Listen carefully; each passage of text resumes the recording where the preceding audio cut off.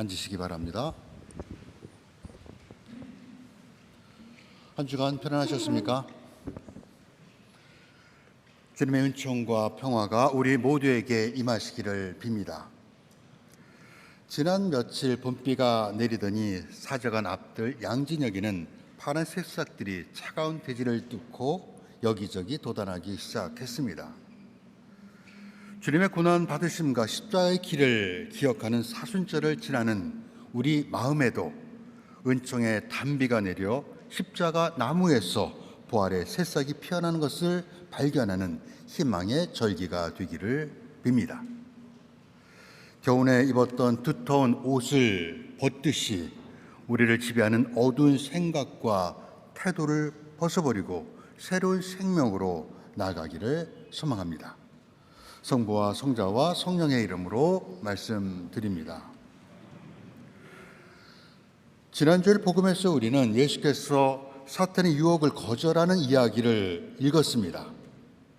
그런데 사탄은 이번 주일에도 등장합니다. 베드로의 모습으로 예수 앞에 나타납니다. 예수님은 제자들에게 사람의 아들이 반드시 많은 고난을 받고 죽었다가 사흘 만에 다시 살아나게 될 것임을 처음으로 말씀하셨습니다. 이 말을 듣는 베드로의 마음과 희망에는 균열이 생겨나고 수천 개의 파편이 되어 부서졌습니다. 베드로가 어떤 말을 했는지 마르코는 기록에 남기고 있지 않지만 우리는 충분히 상상할 수 있습니다. 아마도 베드로는 얼마 전 당신은 살아계신 하나님의 아들이라고 말하지 않았습니까? 그런데 이제 와서 죽을 것이라고 말하면 잃어버린 우리들의 미래를 어떻게 책임질 것입니까? 따졌을 겁니다. 베드로의 항변에 예수님은 사탄아 물러가라고 큰 소리로 꾸짖었습니다. 하나님의 일은 생각하지 않고 사람의 일만 생각한다는 것입니다. 그런데 오늘 읽은 복음 바로 앞에서의 분위기는 사뭇 달랐습니다. 떠들썩한 자신의 소문에 대해 사람들이 나를 누구라고 하더냐 물으신 예수님은 제자들의 대답이 채 끝나기도 전에 그러면 너희는 나를 누구라고 생각하느냐 재차 물으셨습니다. 예수님은 사람들이 뭐라고 하는지는 관심이 없었습니다. 제자들의 생각이 궁금했습니다. 베드로가 나서 선생님은 그리스도이십니다. 이렇게 역대급 고백을 합니다. 그것은 마치 좋아하는 사람에게 처음으로 사랑해라고 고백하는 것과 같습니다. 예수님은 베드로의 고백을 듣고 흡족해 하시며 너는 베드로다. 내가 이 반석 위에 내 교회를 세울 것이라고 말씀합니다. 그런데 채 1분도 지나지 않아 모든 것이 급변했고 베드로는 반석에서 걸림돌로 사랑받는 제자에서 사탄으로 곤두박질고 맙니다. 정말 충격적인 일은 그 일이 있고 나서입니다. 예수님은 제자들과 군중들을 한자리에 모아놓고 나를 따르려는 사람은 누구든지 자기를 버리고 제 십자가를 지고 따라야 한다고 말씀합니다. 베드로와 제자들에게는 예수님이 그들이 원하는 메시아가 아니라는 것을 깨닫는 순간입니다. 이 말씀을 듣는 우리는 왜 베드로가 그토록 화가 났는지 이해할 수 있습니다. 그들은 위대하고 강하신 하나님이 로마 제국을 무너뜨리고 이스라엘을 열방 중에 가장 높이실 것을 기대했습니다. 베드로와 제자들은 예수님이 고난을 받고 십자가 죽는다는 것은 한 번도 상상해 보지 않았습니다. 우리가 그런 제자들을 비난할 수 있겠습니까? 베드로가 예수님의 십자가와 죽음을 이해하지 못한다면 우리도 이해하지 못할 것입니다. 우리도 어둡고 차가운 병실에 누워 죽음 같은 침묵을 바라볼 때 하나님께 버림받았다고 느낄 때가 있습니다. 하나님은 우리를 사랑하신다면서 이토록 극심한 고통을 받고 있는 것을 보고만 계시는가 의문을 품게 되고 우리의 기도가 응답받지 못할 때는 하나님은 저 멀리 떨어져 있는 것만 같습니다. 우리는 하나님이 어떤 분이셔야 하는지 하나님이 또 어떻게 행동해야 하는지를 하나님보다 더 잘 아는 것처럼 생각합니다. 오늘 복음의 베드로도 예수님의 생각이 자신의 기대에 어긋나자 무너졌습니다. 배신감마저 들었습니다. 이렇듯 사람들은 종종 자기 자신을 그리스도의 형상으로 변화시키는 것이 아니라 그리스도를 인간의 형상으로 끌어내리려는 어리석은 시도를 반복합니다. 그런데 사실 예수님을 따라 살아가는 삶은 역설로 가득합니다. 성서는 이름으로써 얻고 죽음으로써 생명을 얻으며 첫째가 꼴찌가 되고 꼴찌가 첫째가 된다고 말합니다. 그것은 우리가 원하는 것이 아닙니다. 더군다나 십자가는 가당치도 않습니다. 하지만 그것만이 죽음을 건너 예수님과 함께 부활의 새 생명에 이르는 유일한 다리입니다. 부활절 아침은 성금요일 십자가를 지나야 완성됩니다. 믿음은 맹목적으로 해피엔딩을 바라는 동화가 아닙니다. 그것은 우리를 제자로 부르신 예수님의 삶 전체를 나의 운명으로 받아들이는 것입니다. 우리의 마음이 하느님의 마음이 있는 곳에 있어야 하고 우리의 손과 발이 예수님이 하시는 일을 해야 합니다. 여기에 십자가도 예외가 아닙니다. 이는 단번에 되는 것이 아니라 하나의 여정입니다. 우리가 하나님을 더 많이 알고 예수님의 길을 더 오래 따라야 우리의 생각이 하나님의 마음이 됩니다. 이에 대해 바울로는 갈라디아서 2장에서 이제는 내가 사는 것이 아니라 그리스도가 내 안에 사는 것이라고 말합니다. 오늘 읽은 수단 예고는 마르코 복음의 핵심 중 핵심입니다. 그런데 마르코는 중요한 이야기를 시작하기 전에 항상 시각장애로 앞을 보지 못하는 사람의 눈을 뜨게 하는 치유 기적을 먼저 보여줍니다. 이번에도 그랬고 세 번째 순환 예고 때도 그럴 것입니다. 오늘 복음과 같은 장 22절에서 예수님은 시각장애가 있는 사람의 두 눈에 손을 얹으신 다음 무엇이 좀 보이느냐 물으셨습니다. 그러자 나무 같은 것이 보이는데 아마 사람들인가 봅니다라고 그가 대답합니다. 그는 앞을 보게는 되었지만 아직 희미하게 볼 수 있을 뿐입니다. 예수께서 다시 그의 눈에 손을 대시자 눈이 밝아지고 완전히 성해져서 모든 것이 똑똑하게 보이기 시작했습니다. 이는 치유 기적에서 유일하게 예수님의 손길이 두 번 닿은 치유 사건입니다.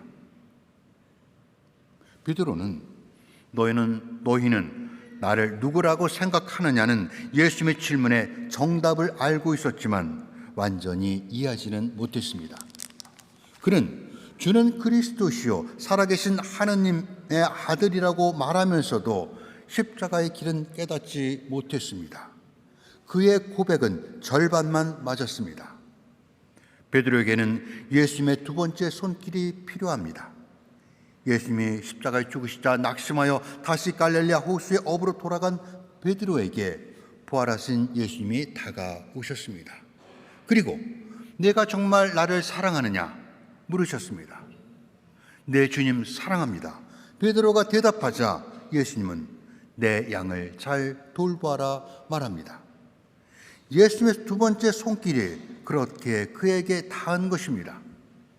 그러자 베드로의 마음이 열리며 나를 따르는 사람은 누구든지 자기를 버리고 제 십자가를 지고 따라야 한다는 예수님의 위대한 가르침을 올바로 이해하게 됩니다.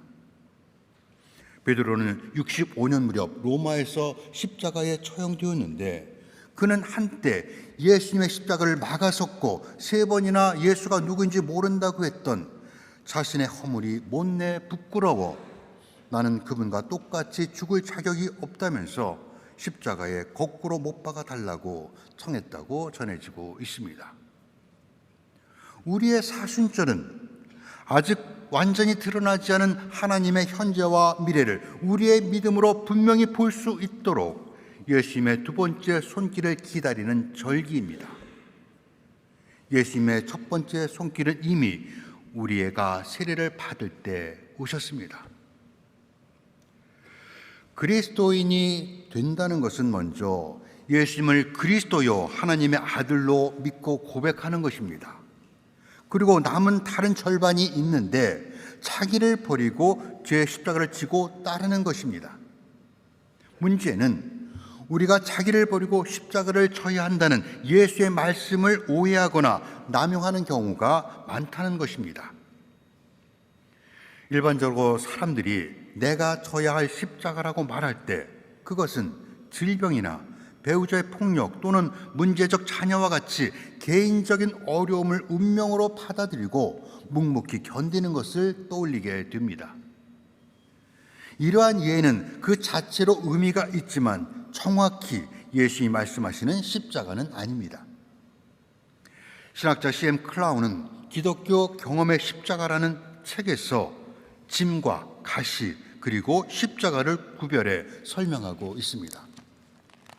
첫 번째 경험에는 예수께서 인생의 짐진 자들아 다 내게로 오너라 말씀하시듯 누구에게나 삶의 어깨에 지워진 인생의 짐이 있습니다. 예기치 않은 질병, 돌보아야 하는 가족, 평생 안고 살아가야 하는 신체의 장애는 우리 삶의 동반자요 피할 수 없는 인생의 짐과 같습니다. 두 번째 경험은 가시입니다. 바울로가 고린도후서 12장에서 하느님은 내가 교만해질까 봐 내 몸에 가시를 찌르는 것 같은 병을 하나 주셨다고 말한 그것입니다. 성서학자들은 때도 없이 찾아와 바울로를 괴롭힌 것은 간질이었을 것이라고 말합니다. 누군가에는 그 가시는 죄책감이나 가난 또는 트라우마 같은 마음의 상처일 수 있습니다. 그것이 어떤 종류이든 우리의 삶을 한계짓고 방해한다면 우리 인생의 가시입니다. 우리 가운데 누구도 짐이나 가시를 원하거나 선택하지 않습니다. 바울로 사도는 하나님께 가시를 내게서 빼어달라고 3번이나 간청했습니다. 하지만 하나님은 번번이 너는 이미 내 은총을 충분히 받았다. 내 권능은 약한 자 안에서 완전히 드러난다고 말씀합니다.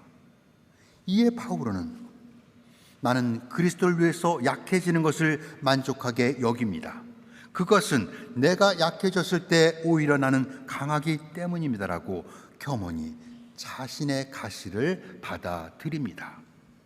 우리는 바울로에게서 우리에게 지워진 인생의 짐과 가시를 딛고 살아가는 지혜와 믿음을 배우게 됩니다.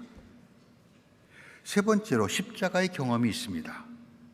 짐이나 가시는 우리가 선택한 것이 아니라 그냥 오는 것이지만 십자가는 다릅니다. 십자가는 예수님께 억지로 지워진 것이 아닙니다. 그분은 우리를 죄에서 구원하시려 스스로 십자가를 지기로 선택하셨습니다. 우리가 십자가를 지는 것도 기꺼이 선택하는 일입니다. 신학자 클라운은 다른 사람의 짐이나 가시를 자신이 대신 지기로 선택하는 것이 십자가라고 말합니다. 또 다른 신학자 하롤드는 이에 대해서 그리스도의 십자가를 진다는 것은 피할 수 있는 책임을 의도적으로 선택하는 것이며 주저함 없이 그리스도와 세상을 위해 봉사하는 것이요 어떤 대가를 치르더라도 악과의 투쟁에서 자신을 던지는 것입니다라고 말합니다. 바울로 사도는 고린토인들에게 보낸 편지에서 멸망할 사람들에게는 십자가 이치가 한낱 어리석은 생각에 불과하지만 구원받을 우리에게는 곧 하나님의 힘이라고 말합니다. 우리는 무사람들에게는 조롱의 대상인 그리스도의 십자가를 부끄럽게 여기는 것이 아니라 그분처럼 우리 자신을 내어주고 섬기는 십자가의 길을 우리도 살아가야 합니다. 그렇게 된다면 어제의 경쟁자들은 우리의 좋은 친구가 되고 이 땅은 살맛나는 세상이 될 것입니다. 인생아 기억하라 너는 흙이니 흙으로 돌아가리라고 사순절이 시작되는 제2수요일 우리가 상기한 것처럼 우리의 삶은 죽음으로 끝납니다. 그러나 그리스도인의 차이점은 예수님을 따라 살아가겠다는 단 하나의 의지입니다. 그런 우리에게 예수님은 제 목숨을 살리려는 사람은 잃을 것이나 나 때문에, 복음 때문에 제 목숨을 잃는 사람은 살릴 것이라고 약속합니다. 아시시의 성 프란시스는 평화의 기도에서 우리는 줌으로써 받고 용서함으로써 용서받으며 자기를 버리고 죽음으로써 영생을 얻습니다라고 말합니다. 이는 진부한 과장법이 아닙니다. 복음 때문에 제 목숨을 잃는 것은 기독교 초기 3세기까지는 실제 상황이었습니다. 하지만 우리 문화에서 아무도 믿음 때문에 죽임을 당하는 일은 겪지 않을 것입니다. 그러나 사순절은 그것이 무엇이든 우리가 목숨처럼 붙들고 있는 것들에 대해 다시 생각하도록 기회를 제공합니다. 그래서 오늘 이야기는 인간의 가치와 하나님의 가치가 충돌할 때 무엇을 선택해야 하는지에 관한 이야기입니다. 십자가를 진다는 것은 자신을 가두고 있는 작은 상자를 연민과 이해와 사랑으로 뛰어넘어 하나님과 이웃을 위해 우리가 가진 자원을 개방하는 것입니다. 그래야 하나님께서 우리에게 주시고자 하는 영혼과 생명을 수용할 수 있는 공간이 우리 안에 만들어집니다. 또한 그리스도인이 된다는 것은 세상에 순치되어 길들여지는 것이 아니라 일정 부분 반문화적이 되는 것입니다. 세상에 살면서 세상에 속하지 않는 것은 어려운 일입니다. 어디에 선을 그어야 할지 설정하는 것은 항상 쉬운 일이 아닙니다. 사막의 은수자들처럼 세상에서 물러나 침묵하거나 세상이 우리의 가치와 목적을 설정하도록 항복하는 편이 더 쉬울지 모릅니다. 그러나 우리는 세상을 살고 있지만 세상이 우리의 가치와 목적을 결정하게 해서는 안 됩니다. 우리가 따르기로 결정한 예수님의 길, 제자의 길, 십자가의 길은 평탄한 꽃길이 결코 아닙니다. 안전하지도 않습니다. 세상의 눈에는 영웅적이지도 않습니다. 그러나 그 길만이 생명의 길입니다.